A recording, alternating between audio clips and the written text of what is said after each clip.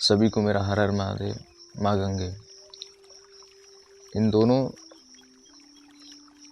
चीज़ों का नाम लेने से या दोनों शक्तियों का नाम लेने से हमारे मन में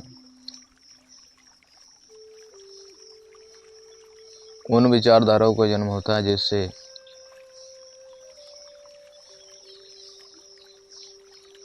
जीवन आध्यात्मिक दृष्टि के साथ साथ भौतिक विकास की ओर भी जाता है। माँ गंगा एक ऐसी नदी है जो पहाड़ों से निकल रही है, निरंतर जल का प्रवाह है और जल आपूर्ति को प्रदान कर रही है, पेयजल आपूर्ति कर रही है और सिंचाई के लिए विभिन्न प्रकार के बांध बनाकर खेती को पाल रही है।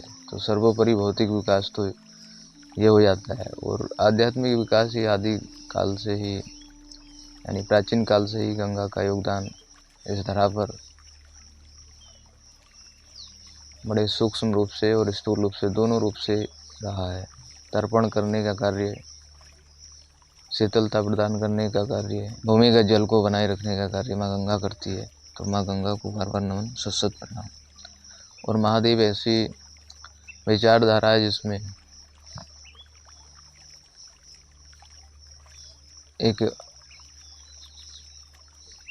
ऐसी आदि शक्ति का उद्गम है जो इस प्रकृति के मूल में इस प्रकृति को चला रहे हैं। महादेव, देवों के महादेव, यानी उनके जो जितने भी प्रकार के उनके पास यंत्र हैं उनमें कोई ना कोई रहस्य छिपा है।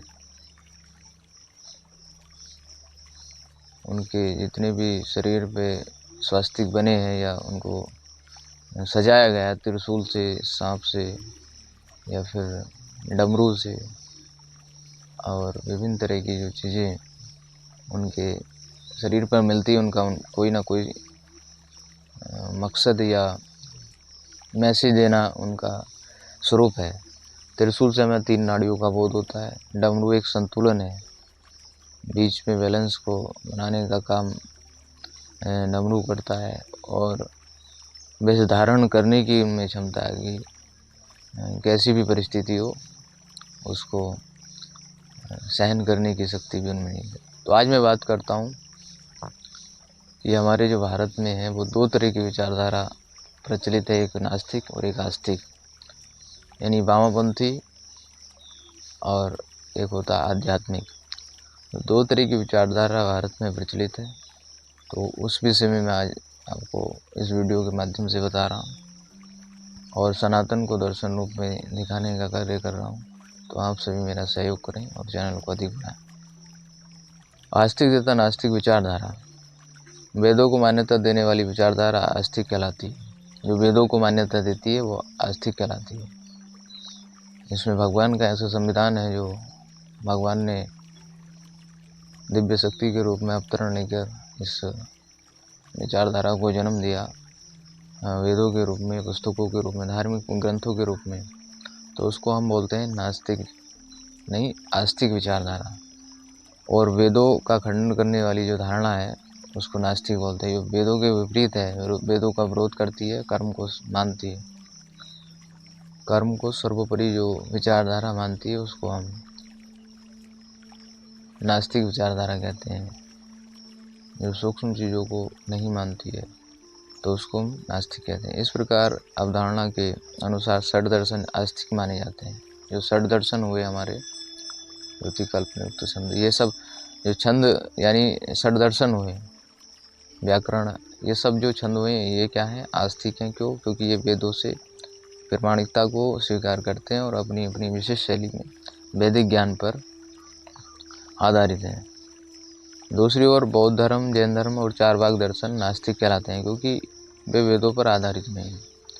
जो बौद्ध धर्म हुए, जैन धर्म हुए और चारवाक सिद्धांत हुए, जो चारवाक हुए, इन्होंने वेदों को नहीं माना, धार्मिक पुस्तकों को नहीं माना, बल्कि कर्म को सर्वोपरि बताया।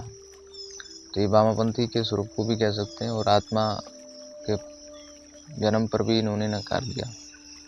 तो ये वेदों के विपरीत इनकी विचारधारा थी जिसको नास्तिक विचारधारा कहते हैं। चारवाक दर्शन अब प्रचलन में नहीं है। इसको भारत का भौतिकवादी या अमोद प्रमोद का दर्शन कहा जाता था। चारवाक एक ऐसे व्यक्ति हुए जिन्होंने ईश्वर की सत्ता को नकारा और कर्म सिद्धांत को महत्व दिया। चार्वाक दर्शन में परमात्मा के अस्तित्व, आत्मा की अमरता और पुनर्जन्म के सिद्धांत को नहीं माना। जो चार्वाक सिद्धांत था उसमें आत्मा के पुनर्जन्म और अमरता के सिद्धांत को चार्वाक ने नहीं माना।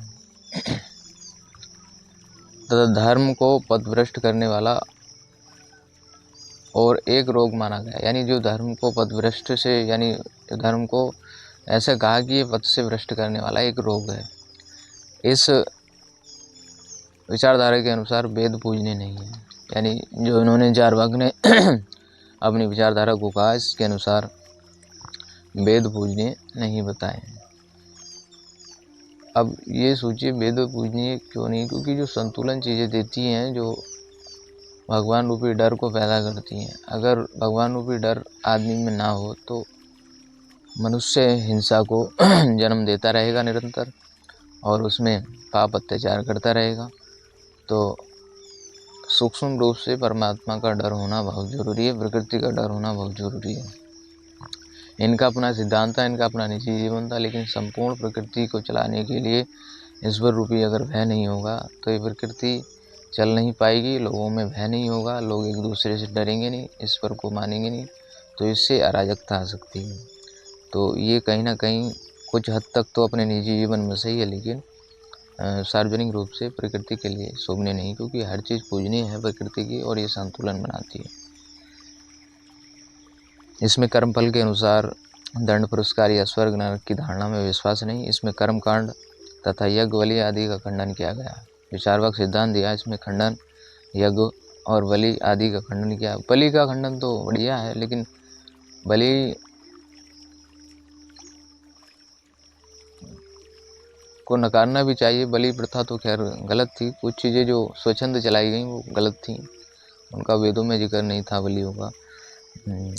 वास्तव में इसमें बलि चढ़ाने वाले को यहाँ तक कह दिया गया है कि यदि यह सत्य है कि बलि चढ़ाया गया पशु सीधा स्वर्ग जाता है, तो वह अपने पिता की बलि क्यों नहीं चढ़ा देते। इसमें संन्यास और आत्मयातना या इंद्रिय दमन आदि का उपवास किया गया है, यानी संन्यास जीवन को भी इसमें विरोध किया गया। उपवास उड़ाया यानी मजाक उड़ाई गई है। और इंद्रिय दमन यानी इंद्रिय को क्यों दमा रहे हो, जो इच्छा कर रही है उसको करिए। इंद्रिय दमन का इसमें यह कहा गया है कि भाई जो जैसा है, जो चीज़ जिसके लिए बनी है उसको आप प्रयोग करिए। जो हमारे शरीर में 10 इंद्रिय हैं, 5 ज्ञान इंद्रिय, 5 कर्म, इनका प्रयोग करिए और अपनी इच्छाओं का दमन नहीं कीजिए। चार्वाक सिद्धांत कहता है जब तक जिए खुलकर जिए और प्रसन्नता से जिए, और कर्म सिद्धांत को मानता है।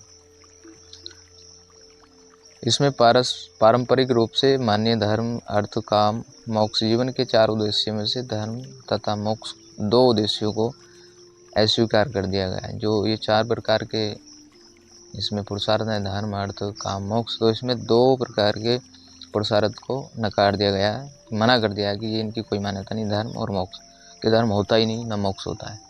अब धर्म रूपी भय नहीं हो तो मनुष्य डर नहीं पाएगा, तो धर्म का भय जरूर बनाना होता है, प्रकृति का भय जरूर बनाना होता है। तो ये कुछ हद तक अपने निजी जीवन में सही है कि आप कैसा जीना चाह रहे हैं, अपनी संतुलन को कैसे बनाना चाह रहे हैं। बिना धर्म के मनुष्य सभ्य कैसे रहेगा, पशु की भांति है, और पशु की भांति जीवन में कोई व्यवस्था नहीं होती है, और उसको जीने के लिए एक पद्धति की होना बहुत ज़रूरी है। यानी जिसमें सभ्यता और धर्म नहीं है तो वो जीवन कैसे चल पाएगा।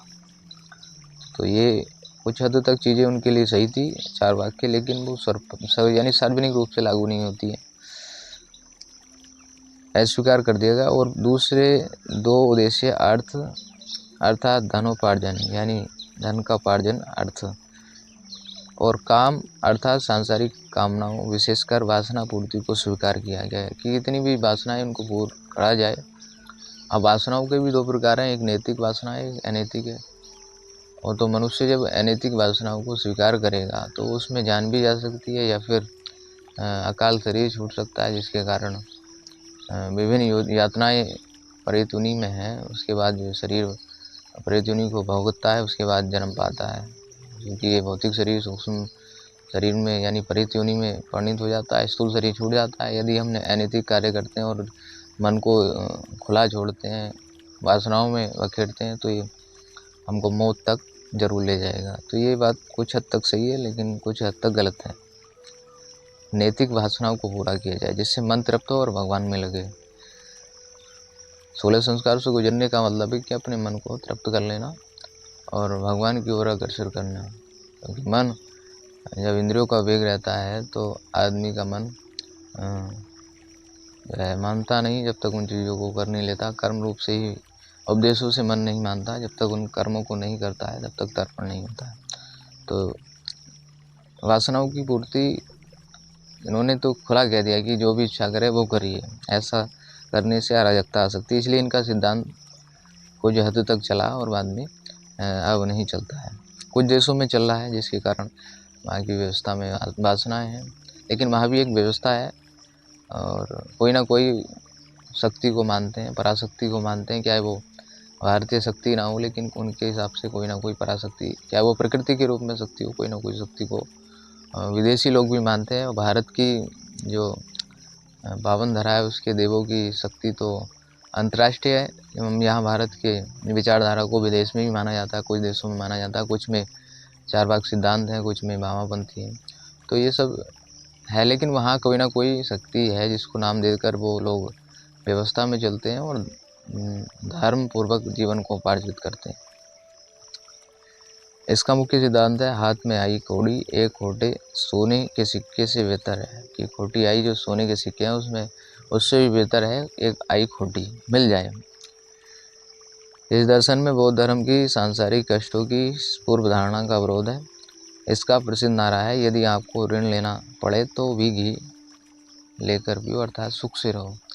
चारवाक कहते हैं कि भाई आपको घी लेकर भी अगर पीना पड़े तो आप वर्तमान जीवन को खुशी से बिताइए, ऋणी भी होना पड़े कोई दिक्कत नहीं। तो बहरहाल आप खुश होकर रहिए जब तक जीना है, और उसमें कोई कष्ट नहीं होना चाहिए, क्या है आपको किसी भी तरीके से अपनी वासना पूरी करनी है। तो ये सब सिद्धांत जब तक सही है, जब तक निजी जीवन यानी सार्वजनिक रूप से ही लागू नहीं होते हैं।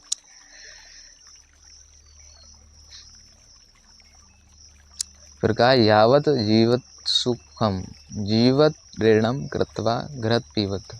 इसी बात को स्पष्ट किया गया संस्कृत शब्दों में उस टाइम की भाषा के अनुसार। तो उन्होंने अपनी भाषा के अनुसार विशेषता प्रकट की अपने निजी जीवन की। इस प्रकार इस दर्शन में खाओ पियो मौज करो को प्रोत्साहन दिया गया, क्योंकि इसका विश्वास है एक बार चिता में जल गए तो कोई वापसी नहीं होना। परंतु आश्चर्य बात यह है कि इसमें मांस भक्षण को घिनौना कर्म माना।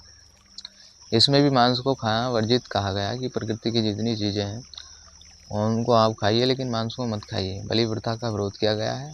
इसमें कुछ बातें जो वामापंथी में संकलित हैं वो कुछ बातें सही हैं, जिसमें अच्छी विचारधारा है कि बलि प्रथा का तो स्वरूप होना ही नहीं चाहिए। बलि प्रथा से संतुलन नहीं बनता, बल्कि अराजकता आती है। तो ये सब प्रथाएं कुप्रथाएं कुछ समय के लिए चली और उसमें स्वच्छंद हैं, ये लिखित नहीं है, कहीं भी किसी महापुरुष ने इनका उल्लेख नहीं किया, या बलि प्रथा का या फिर मांस खाने का या फिर किसी भी तरह की जो विचारधाराएं गलत मैसेज देती हैं उनको प्रचलित नहीं किया, बल्कि ये स्वच्छंद बनाई गई अपने मनगढ़ंत चीज़ों से परिस्थिति को देख करके। तो कुछ चीज़ें हैं जो वामपंथी वाली अपनानी चाहिए, जैसे कर्म सिद्धांत को अपनाना चाहिए। कर्म से चीज़ें चलती हैं, बिना कर्म के कुछ नहीं हो सकता। लेकिन पूर्णतः चीज़ों को नकार देना यहाँ त्रुटि है। पूर्णतः चीज़ों को नकार देने से लोगों में वह नहीं रहेगा, भगवान रूपी वह नहीं रहेगा, प्रकृति रूपी वह नहीं रहेगा। और जब प्रकृति रूपी वह नहीं रहेगा या ईश्वर रूपी वह नहीं रहेगा तो मनुष्य डरेगा नहीं और पाप आचरण से दूर नहीं भागेगा। क्योंकि अगर ये चीज़ ना फैलाई जाए तो लोगों में हिंसा बनेगी और जीवन व्यवस्था जो व्यवस्था जीवन की वो खराब हो जाएगी। तो जीवन को व्यवस्था के जीने के लिए हमको नास्तिक बनना पड़ता है, यानी जो जीवन की व्यवस्था है उसको चलाने के लिए तो कुछ चीज़ें हैं जो नास्तिक रूप में अपनानी पड़ती हैं, और नहीं तो आस्तिक तो बनना ही पड़ता है। आस्तिक से व्यवस्था प्रदान होती है और नास्तिक से जीवन के जो परीक्षा है वो पूर्ण होती है। तो सभी को मेरा हर हर महादेव।